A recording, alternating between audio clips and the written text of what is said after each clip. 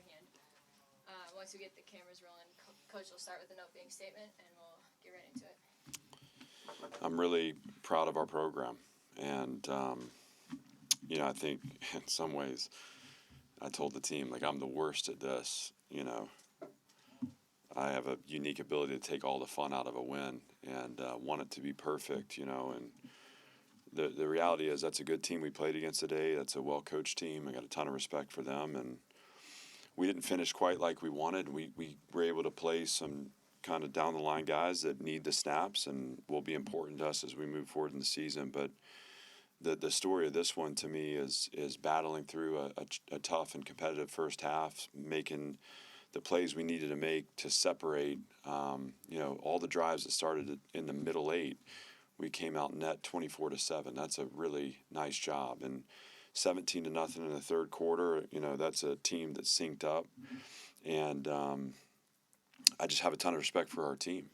This is week 5 in a row. I think that, they have shown up week in, week out, and they've done the work in the process. They've stayed focused on the climb, and they've come out on top 5 times. And so, obviously, Diego had a big day, and Junior Cheryl had a big day, and Miles Caper shows up again for us, and we punted the ball well, and Joe McVay did a great job in coverage, and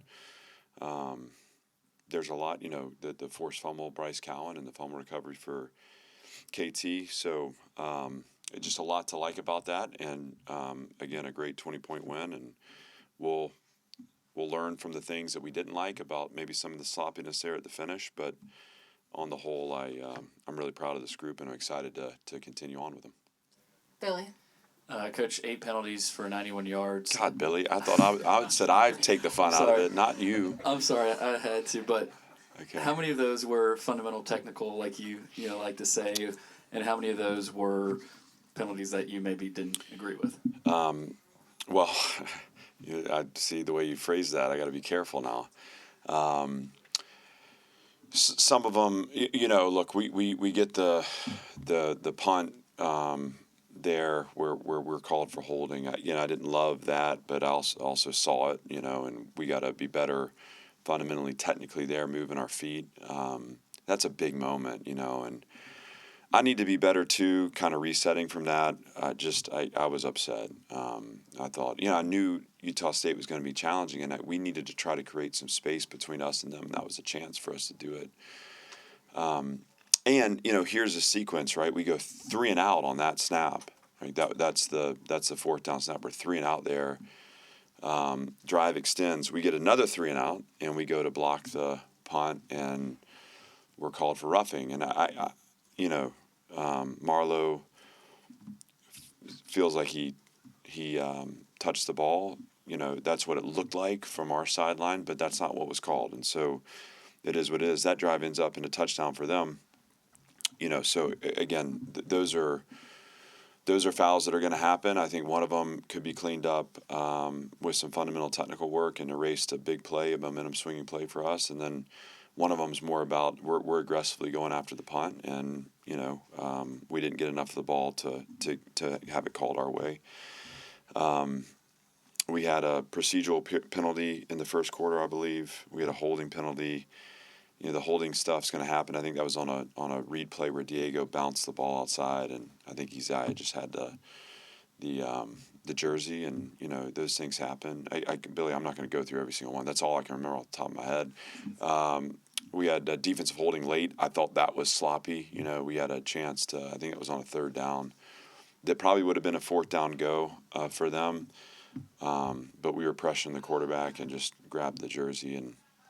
Want to play more detailed there. I did feel like coming out of the early kind of rash of penalties, we did settle in and we played cleaner as that middle part of the game went on, and that's what allowed us to separate. So we'll address the ones that we need to play better through. I don't like penalties. Obviously, today it didn't hurt us, but it will moving forward, and so we need to clean our game up a little bit. Graham. You just talked about it. Despite the penalties, you guys were still able to turn around defensively. So What can you say about the adversity that your defense just sort of battled through and gave the offense the ability to sort of blow the game open? Well, we put the defense in some tough positions. Obviously, with the interception too, I think we were really kind of we got to a point where we were clicking in place. We have to look at those drives, where we didn't quite get to the stop early enough, because it felt like when we got on our heels, the ball ended up in the end zone, and that's not okay. So we'll look at kind of what are the things that are going on within drives, where can we clean up. The score right before half, I felt like that was sloppy on the defense. We blow a couple of rush lanes where their quarterback, who's a good athlete, is able to extend the play and find someone open down the field. We have to crush the pocket, and we have to make it hard on him to escape. And those were kind of blatant fundamental technical breakdown. That's not how we rush. We then cut the back loose on a wheel down the sideline where we needed coverage on that. We're trying to pressure, and we need that back peeled. And those are examples of plays where you credit Utah State because they're capitalizing on our mistakes, but our control is in the execution.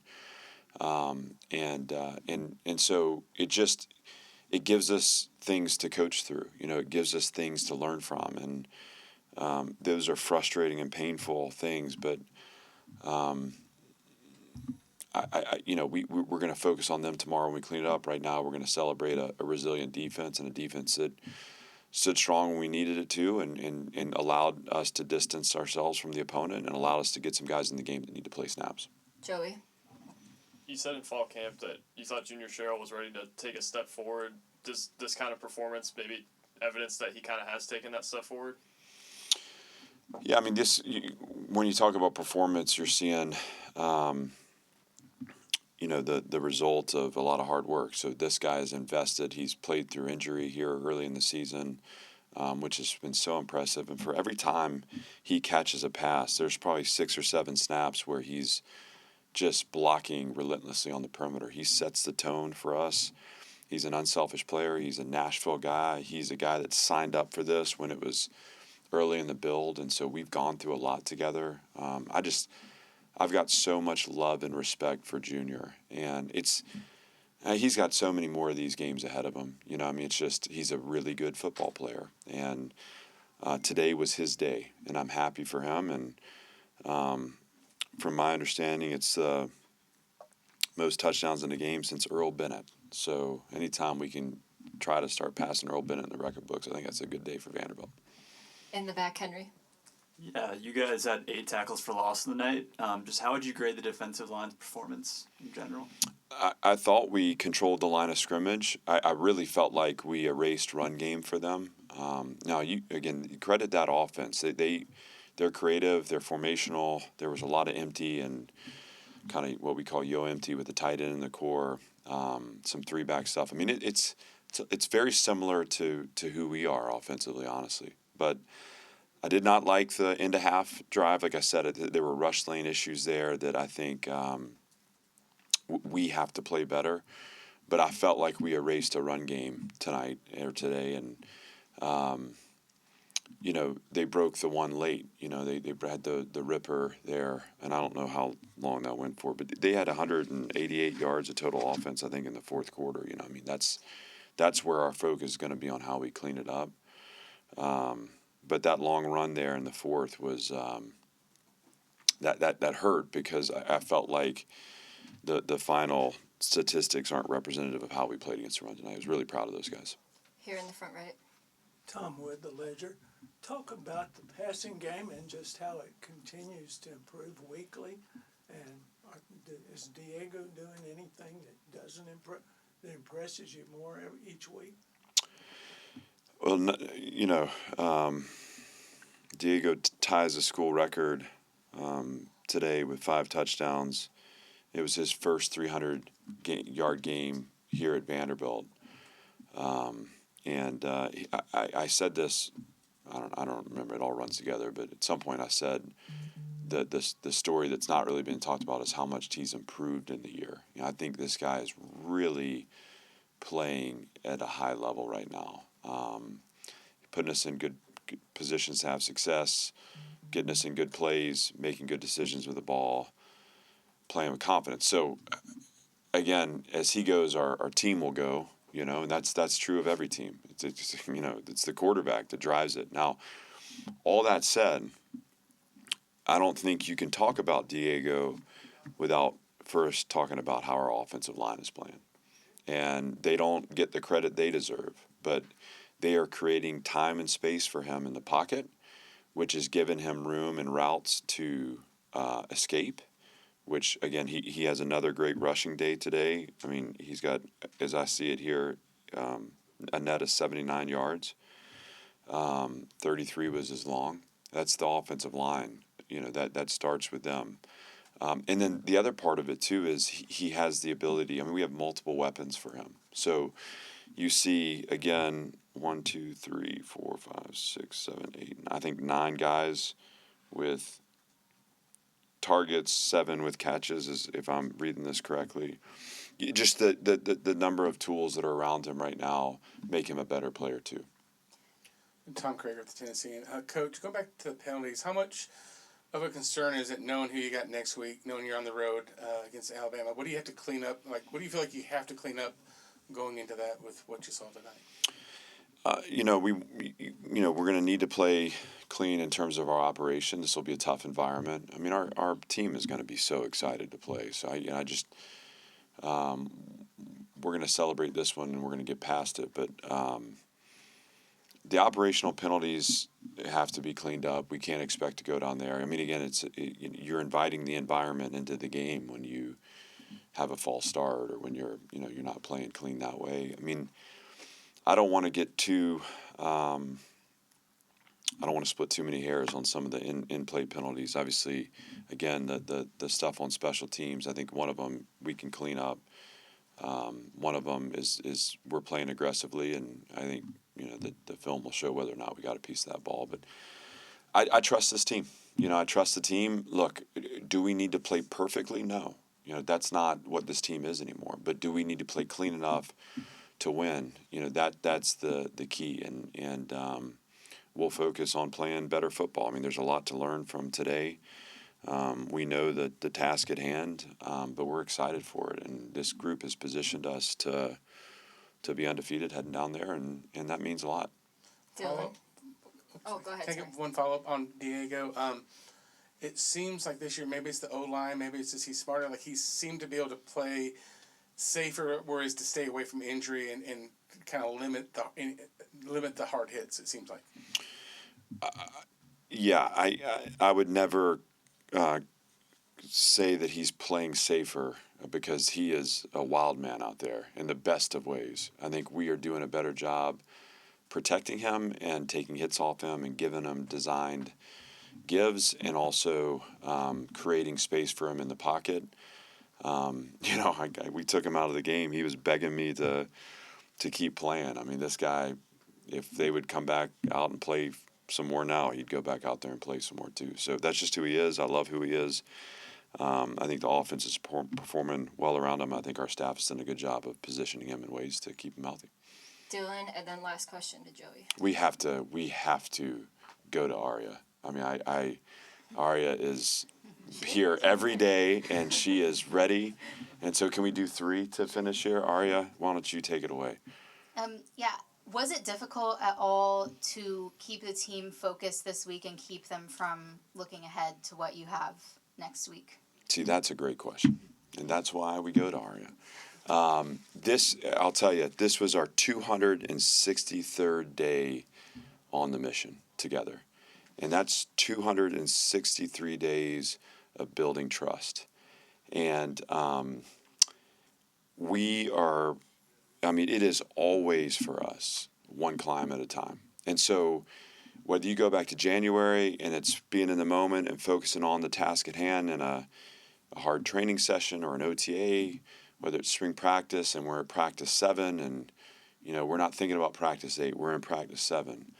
The summer, as we go through June, July, and then into training camp, what I'm trying the point I'm trying to make is that this group knows how important each day is for the program. And to answer your question, no, we didn't talk anything about any of it because 263 days of trust. I know how these guys show up to work every day. I know how important it is for them. I know how much it matters to them. And so that excites me about where we can go, honestly. And I will tell you that I feel like we have as mature a team as anybody in the country that way. So I'm proud of them, but it's always one climb at a time.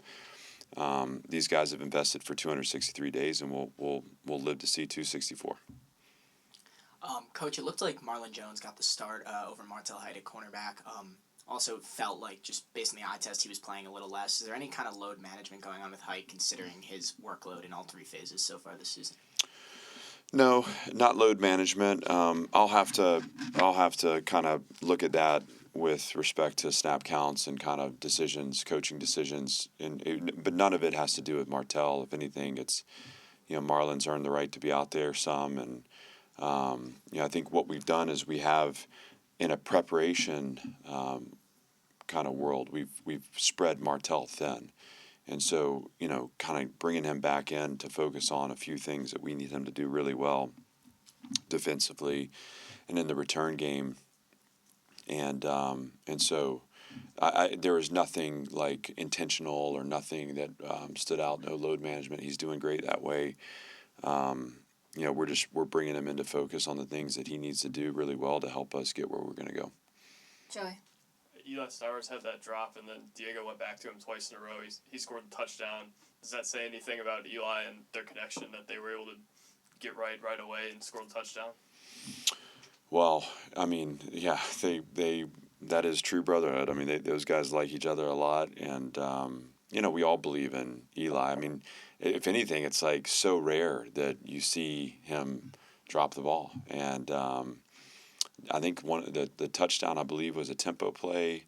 Anyways, he came right back to him, maybe even twice in that sequence.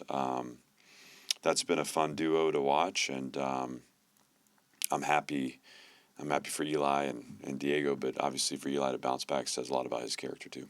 Thanks, everybody. Thank you, guys.